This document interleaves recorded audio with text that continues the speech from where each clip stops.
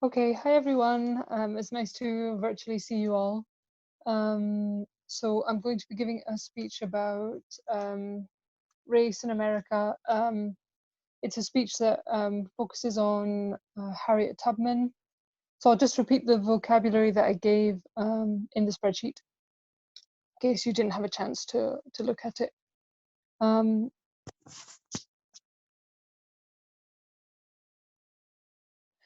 Okay, so I'll be talking about Harriet Tubman, a bank in the United States, which is the focus of this speech, called OneUnited Bank. I'll use the term abolitionist, as in someone who fought to end slavery, and I'll talk about emancipation in that context of abolishing slavery. I will use the verb to pandering, and I'll talk about someone called Andrew Jackson, and I'll mention that one particular bank is Black owned. I'm just going to try and time myself. Just a second, I need to cough, so I'm going to mute this.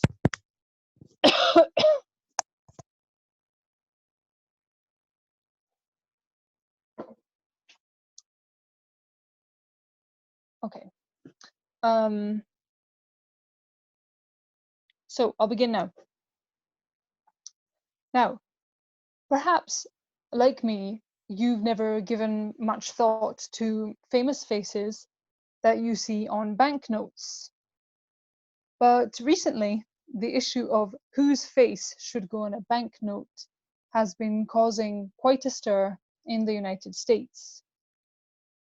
As the push to get Harriet Tubman on the $20 bill continues, she would be replacing Andrew Jackson, the 7th president of the US. Now, just to jog your memory, Harriet Tubman was an escaped slave turned abolitionist, and throughout the 1850s, she smuggled slaves to freedom from the south to the north of the United States. And in particular, there's been a controversy about the way a particular bank, OneUnited Bank, has chosen to support this initiative. OneUnited Bank is the US's largest Black-owned bank, and it's unveiled plans to feature Harriet Tubman on a debit card while waiting for her $20 bill to come out. Now, you could argue that having the image of Harriet Tubman on a debit card would be a good way to showcase public appetite to honor her. And indeed, a 2019 biopic also tapped into this sentiment.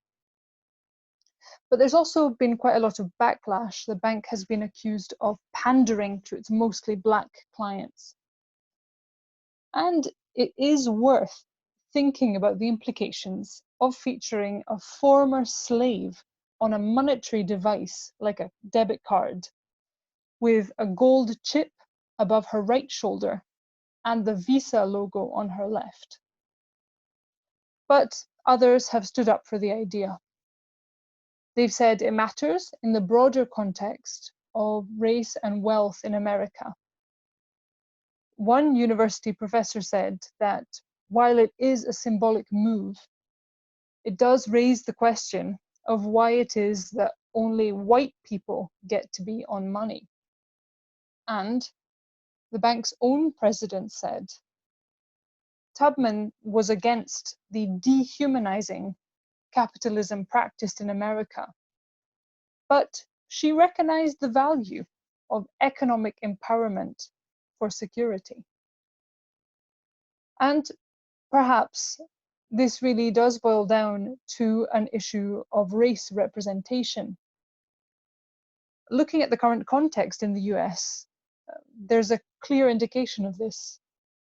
The Harriet Tubman 20 was due to be rolled out this year in 2020, but the US Treasury Secretary said plans would be delayed until after President Trump left office. And this delay is hardly surprising. It can't be denied that today, the Black community is shaping America's cultural mainstream. As artists, musicians, and athletes, Black Americans are revered. And yet, their role in the country's political life is shockingly minor. Consider this. Since emancipation in 1863, only 10 senators have been Black. And the fact is that Trump's America, continuing along those lines, is not interested in prioritizing Black representation. So, though OneUnited's debit card plans may not be entirely pure at heart, they at least serve to give visibility to one of the communities facing the most discrimination in America since its founding. Thank you.